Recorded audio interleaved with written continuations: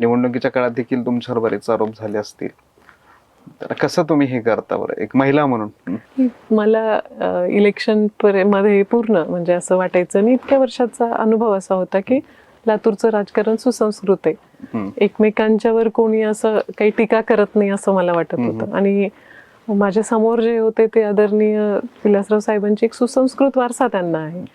त्यामुळं म्हणजे हा अँगलच मी विचार केला नव्हता की असे काहीतरी महिला पुरुष असं काही प्रॉब्लेम होईल म्हणून. टू बी ऑनेस्ट तो बऱ्याच अंशी झाला पण नाही. पण वातावरण जसं जसं पेटत गेलं तसं मला वाटतं शेवटच्या दिवशी त्या दिवशीच्या उमेदवारांकडून एक अतिशय मनाला वेदना देणारं त्यांनी स्टेटमेंट केलं. आणि त्याची चर्चा पण मी काही म्हणायच्या आधी लोकांनाच नाही आवडलं ते. पण मनाची तयारी अशी मी केली की त्याच्यातून हा प्रत्येकाचा प्रश्न आहे, लातूरचे लोक सुज्ञ आहेत, त्याच्यावरती ते बरोबर रिॲक्ट करतात.